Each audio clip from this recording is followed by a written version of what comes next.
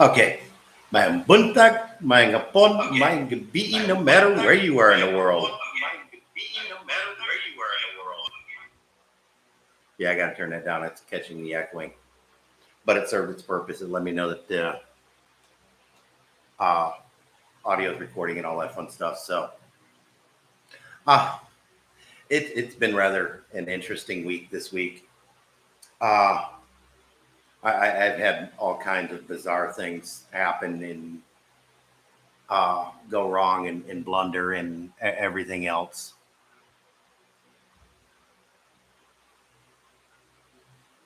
The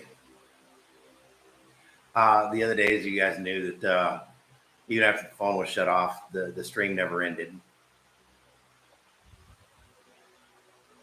and it seemed to keep broadcasting the uh, recessed light in the carport for about 20 minutes until somebody was kind enough to let me know you're still streaming.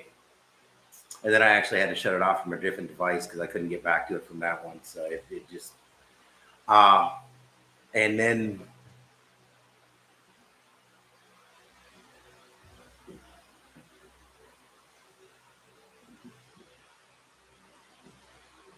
there we go. Uh, I just now noticed that the toilet was showing in the background. So I think Cindy would be a little bit upset if she noticed that. Didn't she kind of freak out? But now you get to see my garbage stacked up on this side. So six of one, half dozen of another. Uh, the cooling fan on Sunshine quit working. And I wasn't sure what happened on that. I know when Adrian, our mechanic down in Sabuna, awesome guy, was in there messing with the wiring, that he shouldn't. And a lot of that stuff was just cut and left. And it was just a horrible build job.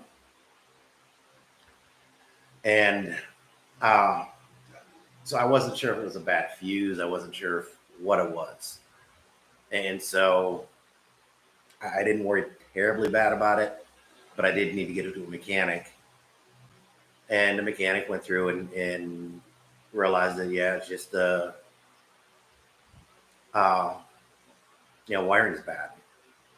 And so they suggested just putting in an auxiliary wire to power it from a different source and just, bypassing the old wiring harness. Okay, that's cool. I'm perfectly fine.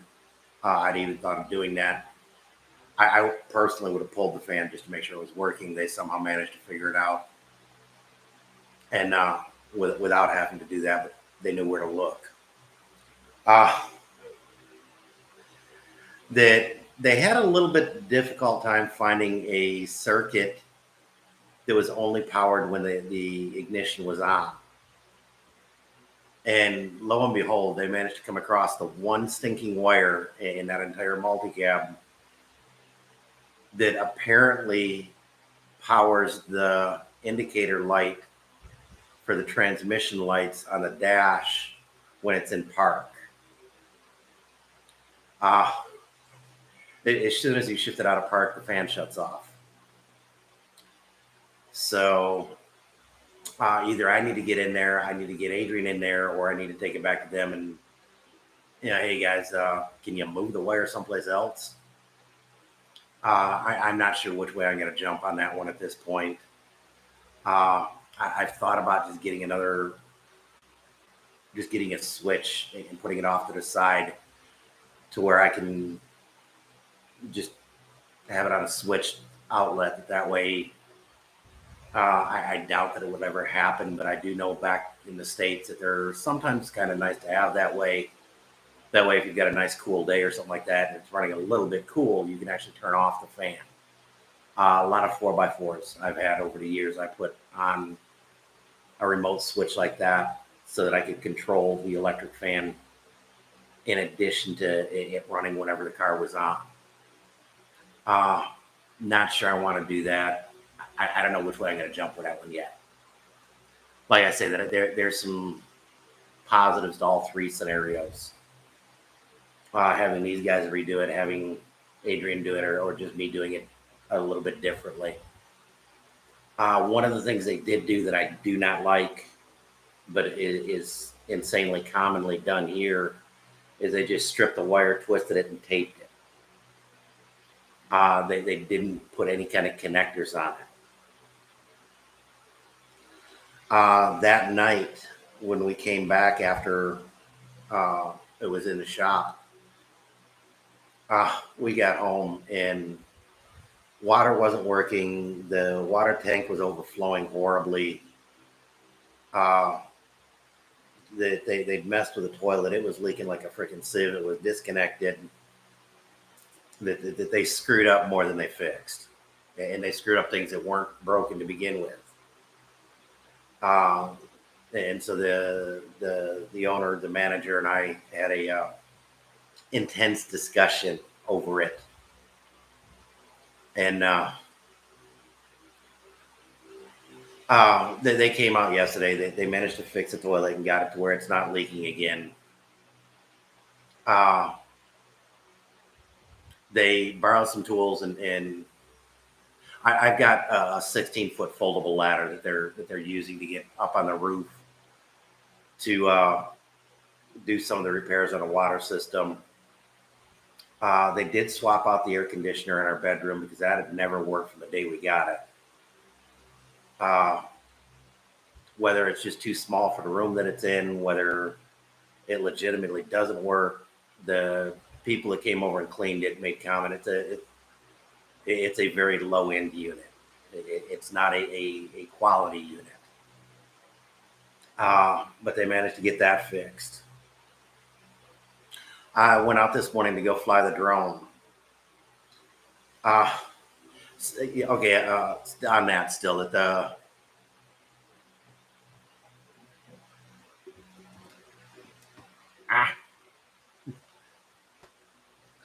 ladders are still, there we go. The ladders are still there, that they're out, but they still have to come back yet today and finish that one up.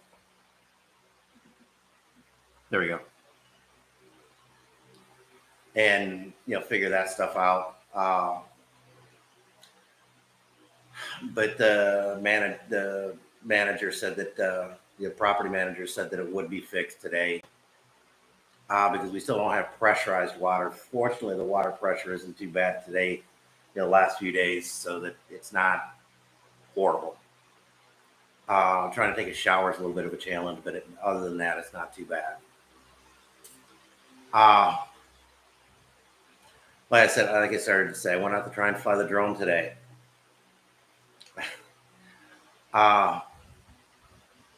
With everything that's been going on the last couple of weeks, I've been flying like I rarely had. And it had been about 2 weeks, I think, since I've flown. The batteries are a little bit old, and they don't hold a charge terribly well in storage mode. And so they went into storage mode and depleted the battery. Well, when I logged in, it said the IMU needed to be calibrated. And I've had a challenge calibrating in the past, which is why I don't frequently calibrate it. And it's something that's not, unless you're a really avid flyer or a commercial flyer, it's something you really don't calibrate that terribly often to begin with. And I tried to calibrate it and it didn't work. And I tried to, I shut everything down and restarted it and tried to recalibrate it and just left it set. When I went back out, everything was shut off. So I don't know if the battery finally died. It calibrated and saw that nothing was going on and just powered down or what. But so I got the batteries and controller on a charger and am charging that. Hopefully by the end of the live stream, it'll be charged and I can retry the calibration. There was something else that was going on that's kind of screwed up, and I can't remember that one off the top of my head. But it's just been a terribly. Oh, my blog posts are Chica.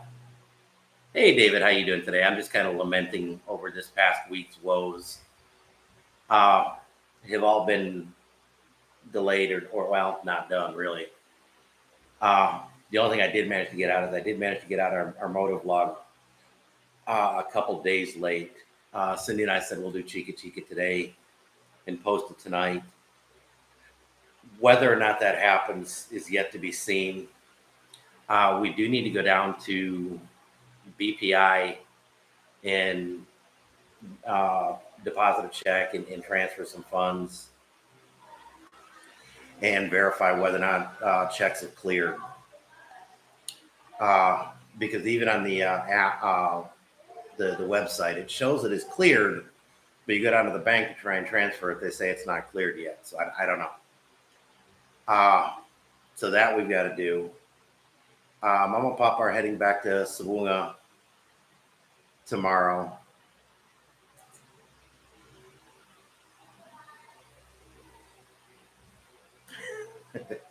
That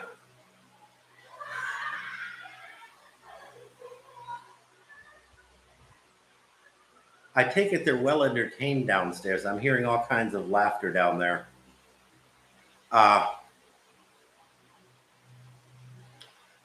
No, it's just me in the room today. That Cindy wasn't feeling terribly well first thing this morning, so she was downstairs. She said she'd try and come in, but was talking with the engineer, our engineer neighbor, in the little compound we're living in, and no, it's just a pile of garbage. The box on the bottom is this chair box.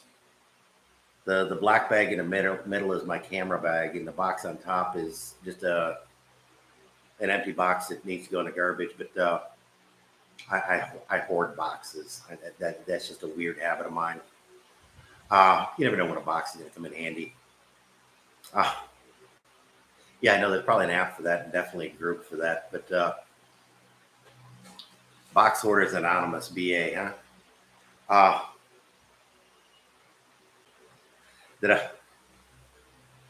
Tomorrow's live stream, I'm not sure what's going on or where. Cindy's doctor's appointment tomorrow.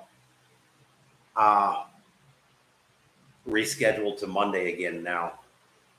So I don't know if they're going to start just go with rescheduling them on Monday and calling it good or what. But yeah, it's.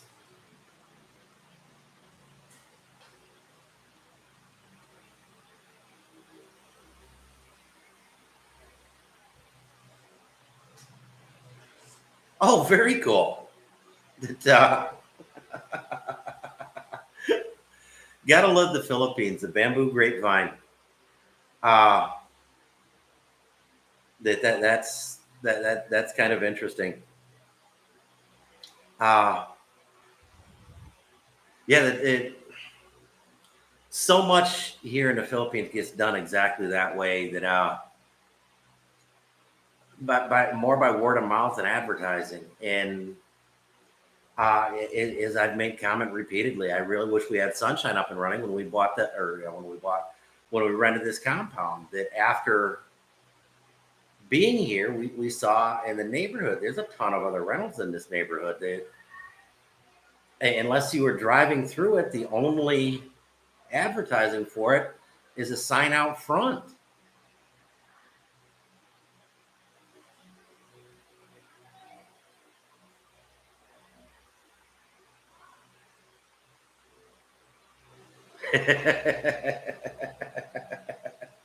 I've done that a lot.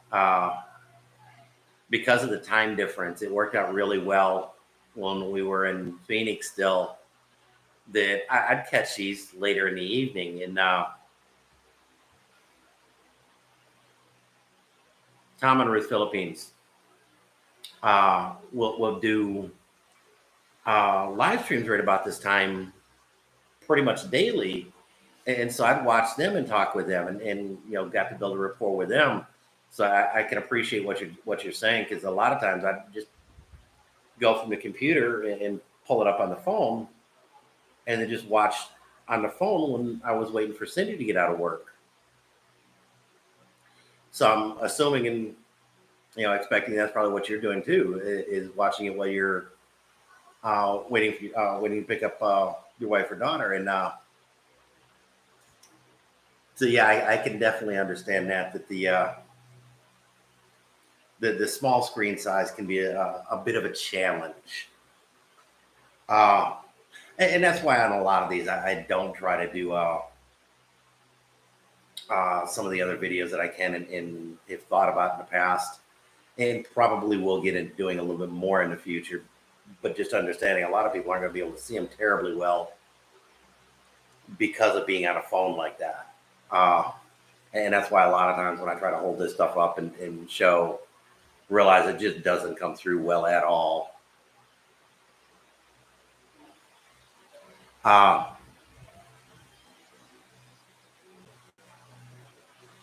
I completely lost my train of thought.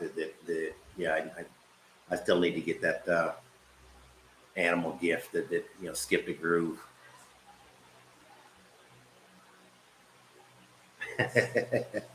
that So are you pensioner or are you still active employed? Because that was one cool thing is I went out, basically retired shortly after Cindy got there, so I was able to go do a lot of that with her and for her. And again, when we go back, if we go back, uh, that will be one huge advantage is I'll be able to drive and drop her off, pick her up as needed. Um, until we can either make a decision on getting another car or just deciding we don't need one. Uh, I've got that MG midget that I need to finish doing the work on. And if we go back for the extended period, I'll probably get that back up and running. And that'll serve two purposes. One, it'll help her get a lot more familiar with driving a stick, driving a standard. And that it will give her a car to drive. Uh, and it'll give her a car that's fit for her size.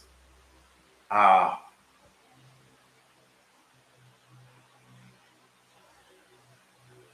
no worries, dude. I was glad. I'm definitely glad you're able to come and watch this when you can. I appreciate the time that you do put into this.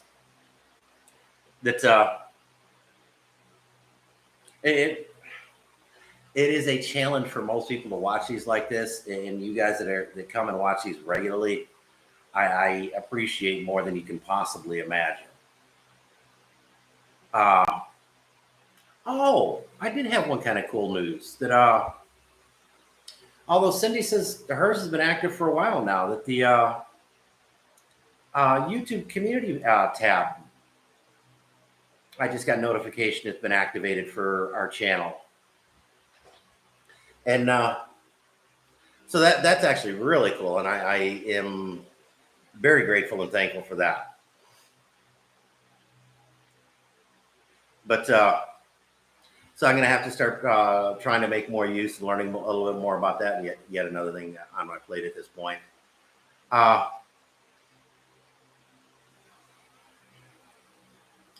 Man, good evening, Jojo. How you doing today? Just kind of lamenting on the week that I've had. That it's been one of those weeks. Is it over yet?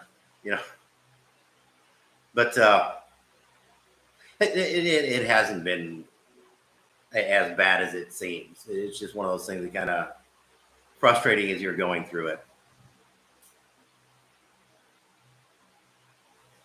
That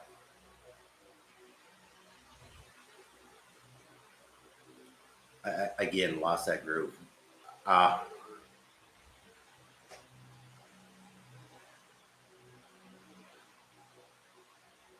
that where was I? I already talked about Sunshine having issues. Uh, oh, we got to go down to BPI today and uh, find out what has cleared and make a decision from that. Normally, we try to deposit a fixed amount each month. That way, there's always a check in the pipeline clearing so that each month there should be some cleared funds in there. And by my records, there should be a fairly sizable amount that's cleared to where we can just transfer it over as cash into pesos. The original concept, and that didn't work as terribly well as we had hoped, but the original concept was that way there would be a reserve in that account in US dollars, that when the exchange rate became favorable, we could just swap over as much or all of it or whatever. But there would always be a reserve fund in that account. And again, that was kind of a lesson in expectations versus reality.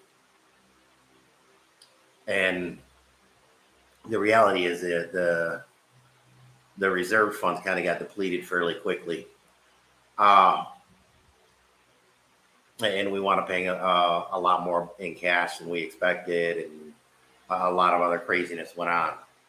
So we're going to have to decide what happens after we find out how much the bank has actually cleared and given us, credited to the account that we have available. When we go, we've talked about this several different ways and times. That when we go back, we're probably going to try and well, we are definitely going to look into what it takes to set up a Charles Schwab account. In the long run, and from personal experience, what seems to work,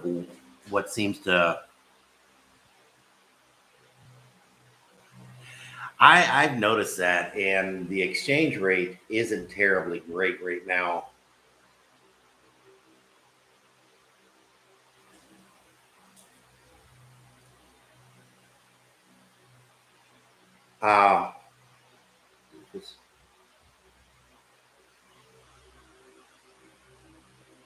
Well, it may not be as bad as I thought. Oh, that's way old. May not be as bad as I thought. According to this, it's 50.78 pesos to the dollar. So it is over 50 to the dollar. So that's definitely nowhere near as bad as I had thought. And way better than it has been in since we got here.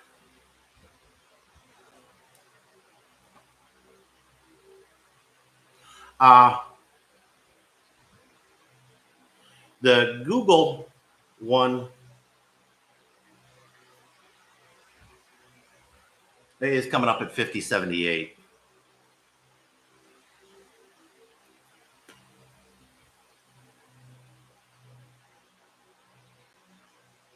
What did I do? There we go.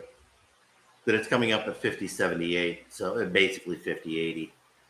But which is not bad, and it's the best. Maybe not quite the best, but it's way higher than it has been since we got here.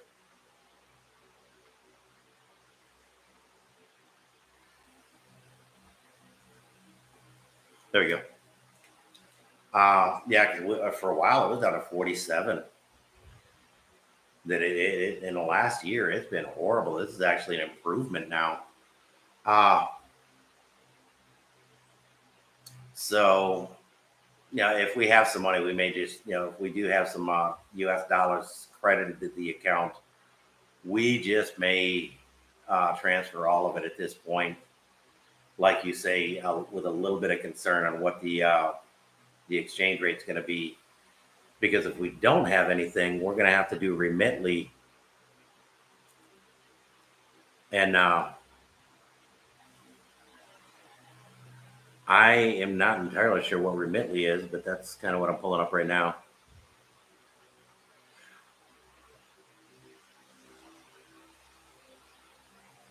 Wow.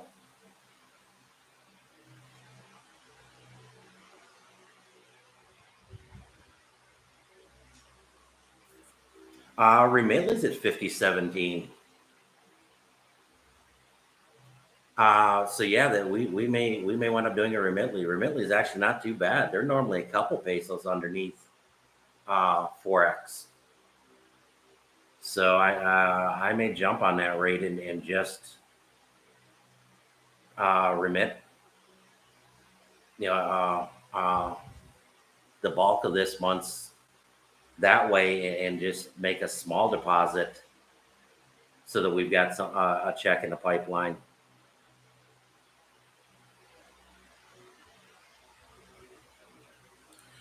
Not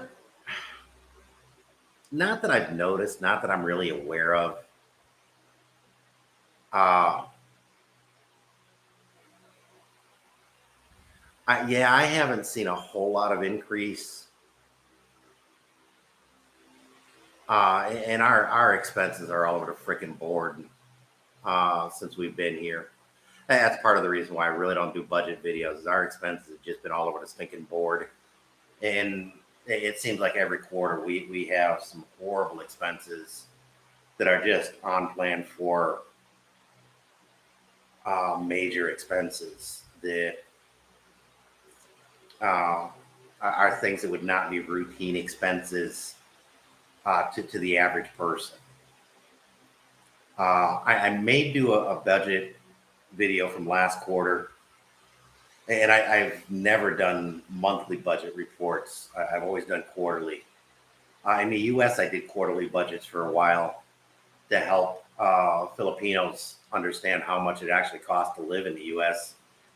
And we did very frugal living in the U.S.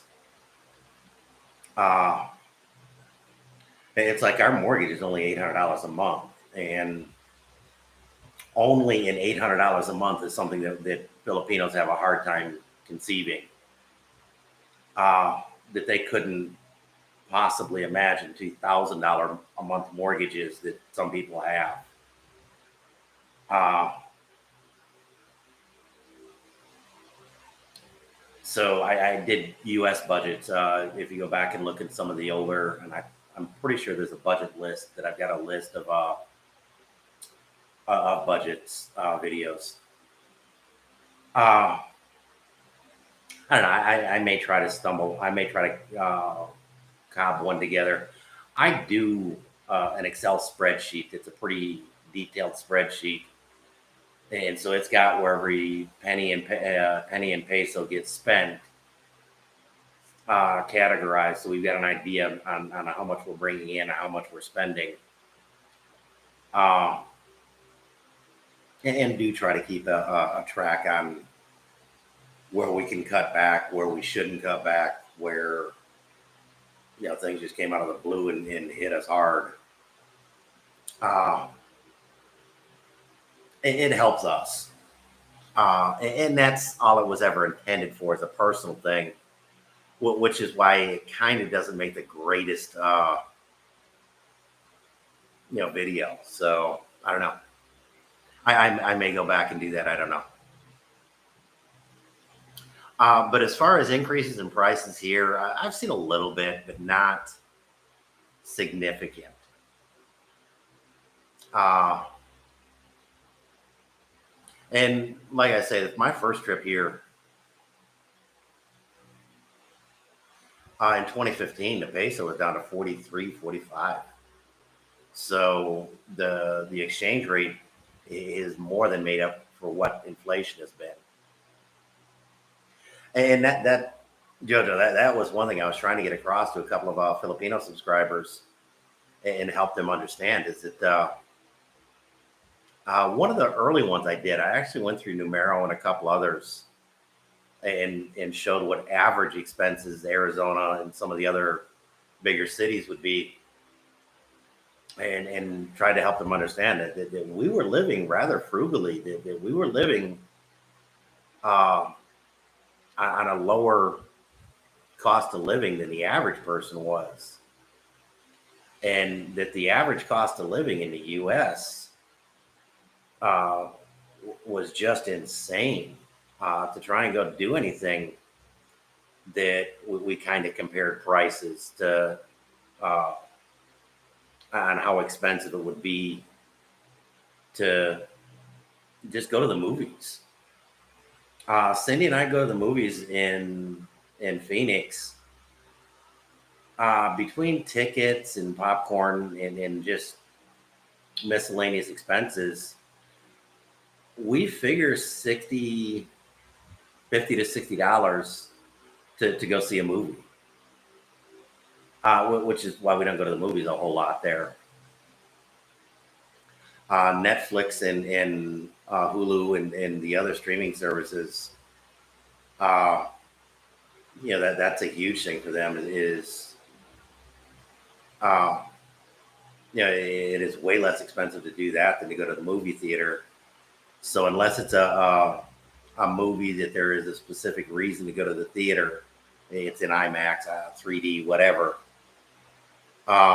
We generally don't go. My work, where I used to work, that I can still belong to it, and for a while did, uh, that you can get discounted tickets to the different theaters. And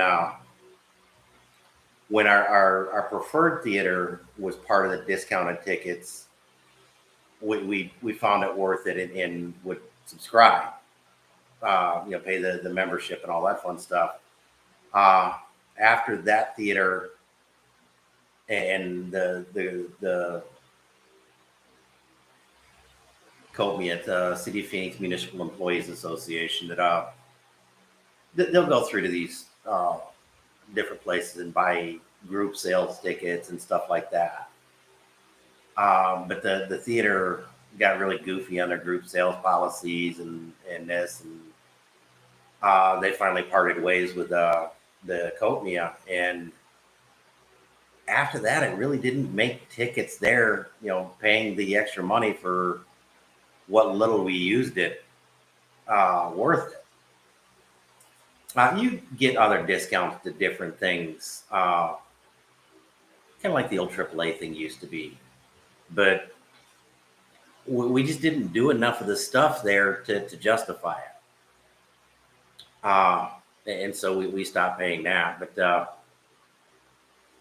yeah, it's gotten to the point where you can't do anything in Arizona, in Phoenix at least. And I'm assuming the same would be true in where you're at. That going to the movies, guys, for a husband and wife to go to the movies is $50-$60. To go out to dinner is, to go to Denny's to dinner is $30-$40. To go out to a nice restaurant is $60 to $100. To take a family out to Denny's is almost $100. It's just so insanely expensive with everything. And from what I'm understanding, that inflation has just went insane. One of the other YouTube videos I was watching said used car prices have went up 24% in the last 9 months. But they went through a bunch of different stuff that it just insanely went up. When we left, we were paying just over $2 a gallon for fuel in Phoenix, and right now it's at like $3.80 something for an average. That's almost double the price in a year.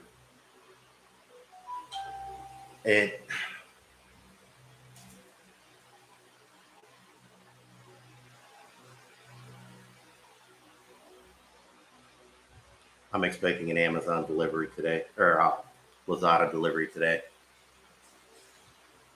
Jojo, are you talking about for an individual or for a group at McDonald's? Because I could see McDonald's being $20 a person. And nothing against McDonald's. That I could think of a whole lot better places. I'd rather go to Waffle House for the $20 a person than McDonald's. But I kind of like Waffle House too. So I guess it's the redneck in me coming out on that one. But I've actually always kind of liked Waffle House. They make an awesome pork chop breakfast. But yeah, it used to be a big thing that McDonald's with their dollar menu and stuff. That it was a great place to stop at work, to get a cheap meal. And I don't even know what they have on their dollar menu, if they have a dollar menu in the U.S. any longer. Anyhow, that well, you can chalk that up to a Southern thing, and I grew up in New York State. I can't even chalk it up to that one. I kind of chalk it up to the redneck heritage. Uh, we I had a friend of mine and I that got thrown out of Waffle House one day. We were a little feeling no pain after a late night session, and we got a little too boisterous even for Waffle House. I can honestly say I've been thrown out of every kind of establishment you can imagine. But I've been thrown out of Denny's too. Uh, that I've never heard of Huddle House. I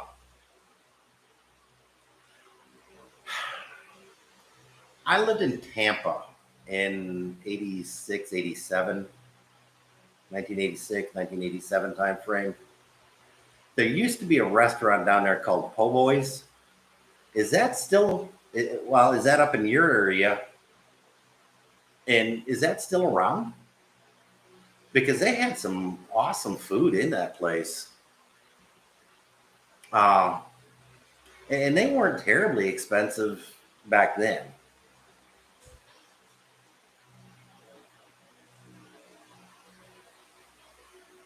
Uh, yeah, in my late 20s, early 30s, that I was an interesting character. Uh, that life calmed me down quite a bit. That I haven't been to one of those since I haven't been to one of those since the late '80s, since the mid '80s when I was down in Florida. But that was a place that we used to enjoy going to. Uh, that yeah, kind of on the lines of a southern version of Denny's. Uh, it was a really cool place, and like I say, not terribly expensive, and they had decent food. Uh, that yeah, that phrase, if I would have known going to live this long, I would have taken way better care of myself. Kind of rings true from that era for me. Uh, yeah, I did a lot of stupid crap back in that day, and today I'm kind of paying for it. But like I say, I am kind of enjoying life at this point too. So you live, you learn. Hopefully, my kid ain't gonna do that. Ain't gonna repeat the same mistakes. But he's kind of on track too.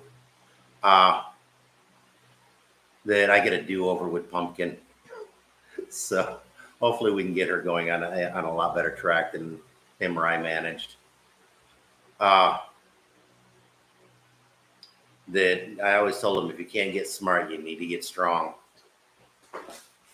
So he's trying the strong route. Uh,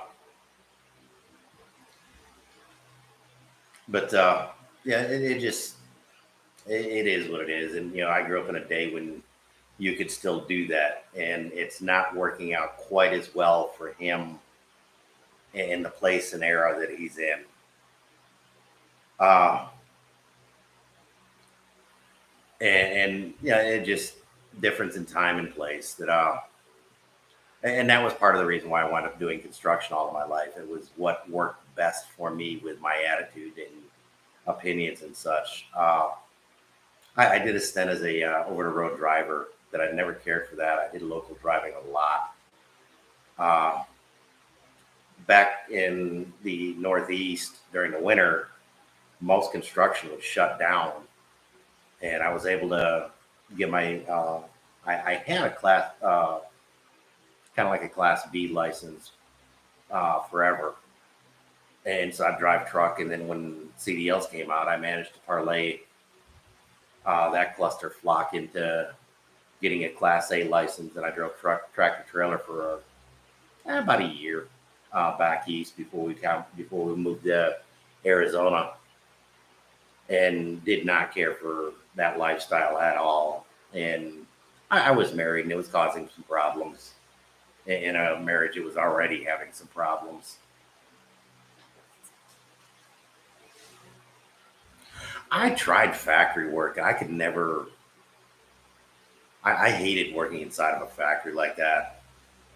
Uh, it just not my mindset. Uh, that I always enjoyed being out and stuff like that, and that's part of the reason why I enjoyed driving.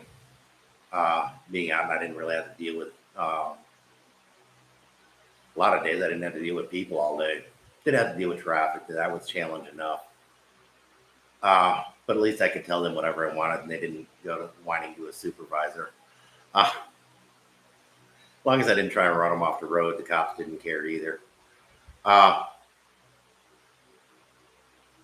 but yeah, that it was just a mindset that worked better in that kind of occupation. Uh, but I also had enough of a technical mind that I could talk with the engineers at maybe not on their level, but in a way that they understood and could relate to. And that helped in a lot of places and a lot of times. Uh, it was funny that there would be periodically working with the city, that the city engineers would come out and try to tell other finishers what was going on, and tell them, to do something in an engineering speak way. And these guys didn't understand what they were saying and just started arguing with them, which put the engineers on the defensive. And they were, and if you understood what both sides were saying, they were saying the same exact thing, just in their own tech speak, and didn't stop and understand what each other was saying. And it would get hilarious at times, watching them sit there and battle it out, and to just let them go at it. And the foreman would get involved, and it'd be, like I say, it'd be funny to watch. Uh, Eventually, sometimes I'd step in and try to help understand, communication periodically. Most of the time, I just kick back and watch until somebody asked. Uh, and periodically, that I would be the one to get thrown at the engineers whenever they came out because of it. Uh, but I don't know. It just gets kind of funny watching a lot of that stuff. And fortunately, like I said, I had a mindset that worked well with that. It's like a lot of drivers would take trucks into the shop, and the mechanics would do stuff, and it just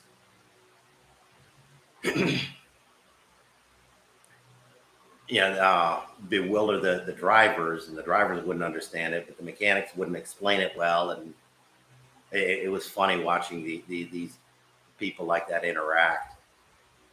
Uh,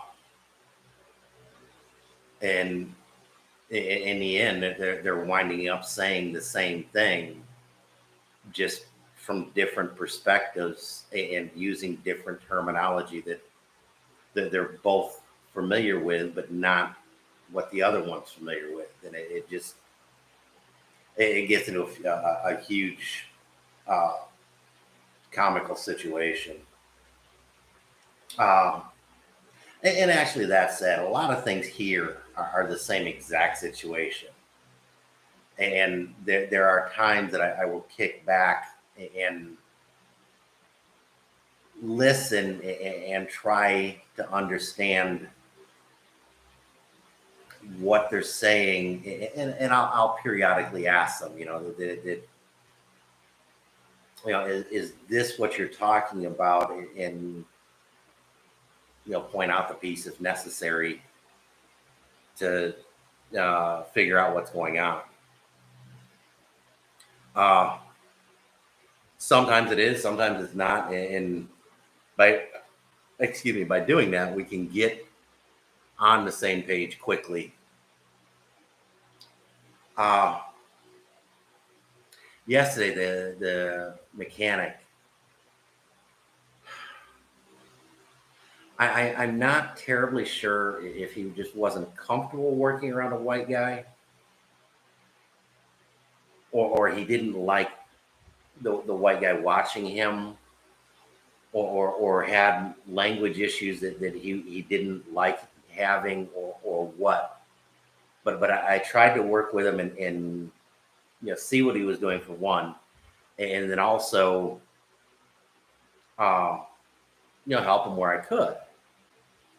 And he in a way came across as not liking the white guy hanging around like that. So I don't know. But it kind of made me feel a little put off. It's hard to make me feel terribly uncomfortable or offend me, but it definitely made me a little put off.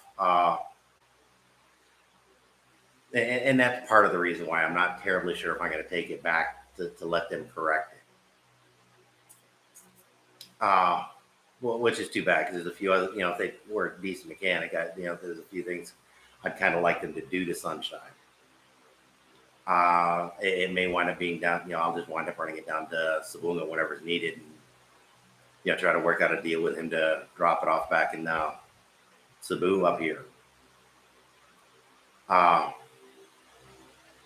And there's a lot of times that I'd like to see what's going on with Sunshine when it's being worked on, so I'll have an idea of what things are.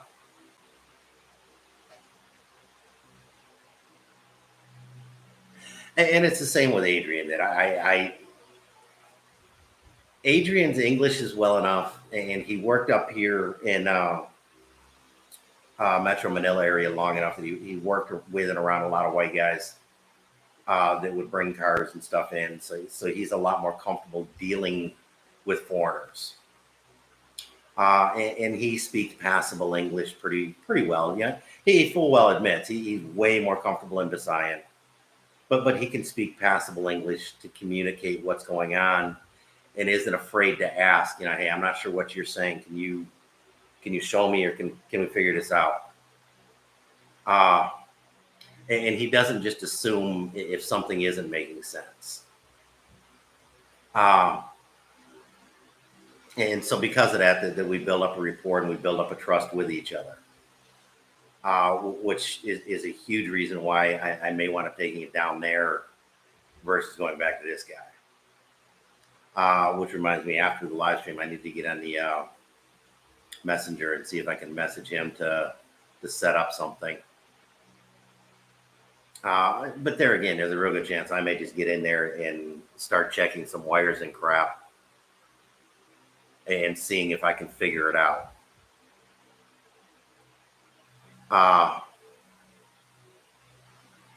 And I know there's got to be a circuit somewhere in there that I can tap into. I would kind of like to get a switch on it for a couple of reasons, but I'm just not sure I want to go through that hassle, to be bluntly honest, either. So I don't know. And I'm not 100% sure that having a switched cooling fan would be of any benefit here. I doubt that you would ever be in a situation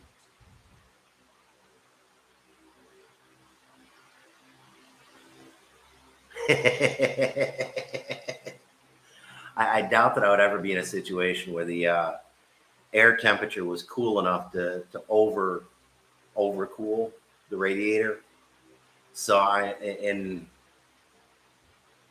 the more I think about it, the more I'm convincing myself the switch would just be kind of an inconvenient problem to put in, and really not worth it in the end.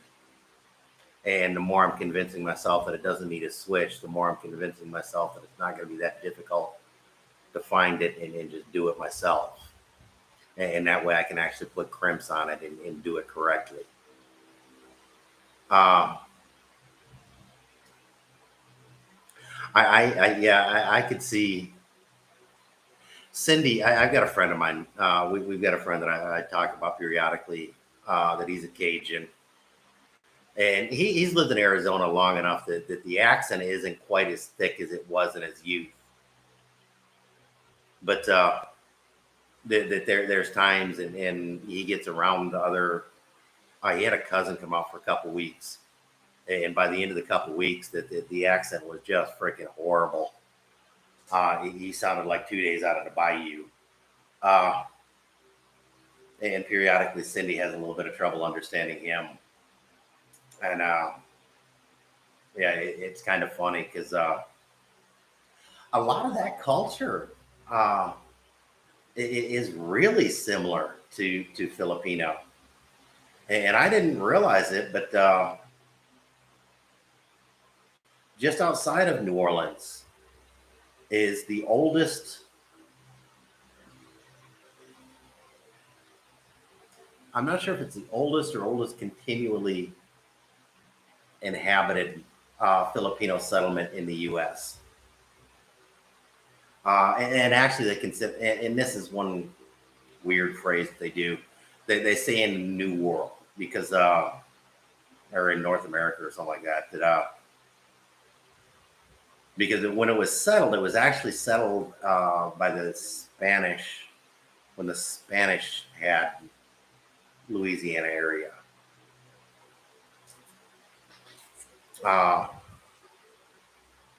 That it was one of the galleons that came back, and I don't remember the full story, but for some reason the Filipino crew of a galleon took off and settled in Louisiana, and there's been a settlement there ever since.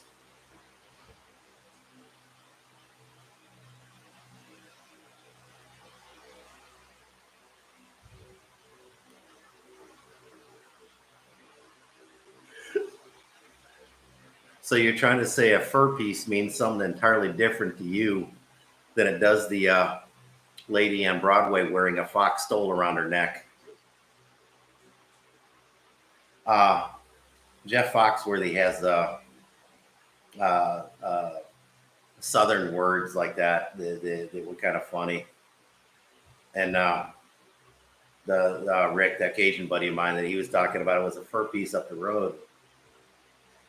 And when he first said that, I started laughing, and he didn't quite get it. And I had to explain to him that it really sounded like you were saying a fur piece, kind of like that mink stole that the lady wears to a Broadway play.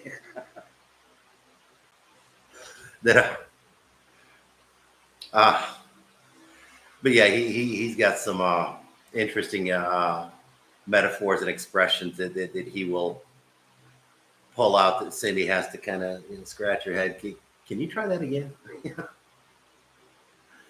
Yeah, he some days needs to carry a dictionary for people to hand out to people. You can you can check out what I'm saying in here. See that's what you need to do. That's what you need to do, Jojo. Go down to one of the novelty stores, get the Redneck Dictionary. When you come out and start talking to people, just here, keep up. That and that's just it. A deep Southern accent. And I specify a deep Southern accent because yeah, you get in the hills in Georgia, you get down to bayous in Louisiana, and you get some of those areas that they are a very, they can be a very thick accent. Now I didn't realize that in the coastal areas of Carolinas and Virginia has a different historical accent that if you get some older natives that are from that area, that they've got a very strong accent that is very unique to that part of the area, uh, that part of the U.S. That's very different from the hills in Georgia, Alabama area, or the Cajun that's spoken in Louisiana and that area. Uh, Now, again, according to Rick, if you know what to listen for, that he can tell the difference from a hillbilly from Mississippi versus Georgia real quickly, and just by the some of the words and manner, words and speech pattern that they have. I don't know whether or not you've noticed that or not.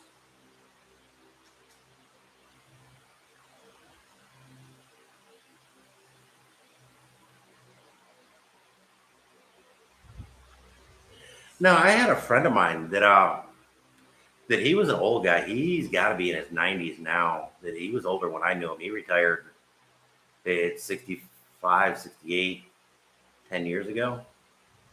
That he's got to be 80s or 90s by now. But he was from real southern Ohio near the Kentucky border, and had a kind of a southern accent, but it wasn't really a southern accent. It wasn't a Midwest accent. It was kind of Appalachian accent, and I never did quite piece together what exactly that particular accent was. Uh, a really decent guy. I liked him a lot, and he was a heck of a worker. But there'd be moments that he'd say something and realize what he said and restate it because he realized people around him had no idea what he was saying. Uh, but there again, according to Papa, he can real quickly tell you almost the town you're from in Cebu after just a few minutes of talking with you. That there's different little pronunciations that they'll use that are pretty localized here in Cebu. So, and I had a friend of mine that is Navajo. He's Native American, I believe Navajo, and he can tell you which tribe, which particular clan you're from by hearing you speak Navajo.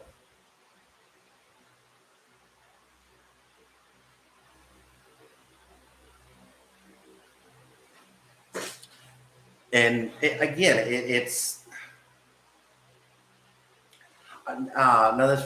this friend of mine, Ron, that I was calling him Gramps because he was older and he had snow white hair, but he was one of these people his hair went snow white in his 30s.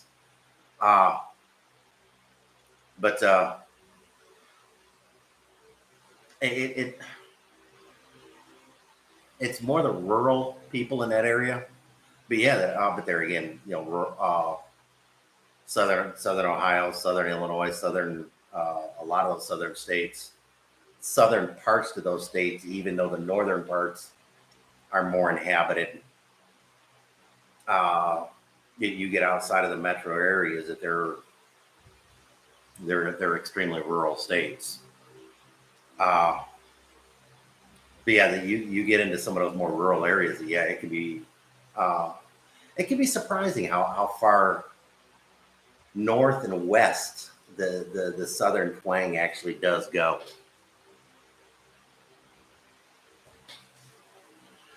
Not to not to my knowledge. Um, that yeah, according to Papa, they're still pretty nomadic. That they really don't have a place. Uh, you get down by Mindanao, there still are some Badiao that live on the ocean. But the ones that have moved on shore, that they're kind of nomadic. That they're kind of the gypsies of the Filipinos, and they'll go from place to place, from fiesta to fiesta, selling their wares and doing their dancings and all that good stuff. Uh, but yeah, they're more Mindanao, and it's my understanding they're actually more that Muslim area in Mindanao. Uh, but yeah, there was actually a documentary I watched on the Bajau people, and it was actually really fascinating. I believe it's on YouTube even. That they are historically boat people, that they live on the boat, that it wasn't uncommon for them to literally be born, live, and die and not really set foot on land. That these rafts and houseboats that they build will weather most storms, and they know weather well enough to see what's coming in and get out of the area when they need to. So, uh, I'd really like to go, find one of those communities. Like I say, it's my understanding that most of those are more in the um,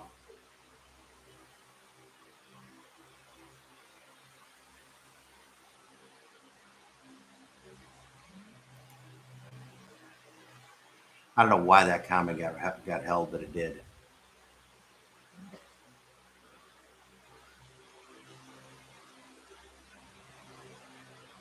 That must be the more traditional dress, because I've never seen that in the areas that Papa said that these were Bajau, and that I noticed that the language that they were speaking amongst themselves was a little bit different than the Visayan or Tagalog was. But I do notice this has been an hour, and like I say, that there are some things that we need to get done today, and I kind of want to see if I can get that drone corrected. But I appreciate everyone that's made it over to here, and I do, guys. I really do appreciate it. Keep an eye out for the community tab. I'm gonna start learning that one. Yeah, throw something else, throw another iron of fire. Why not? But from Toad Chip Compound, Mabuhay.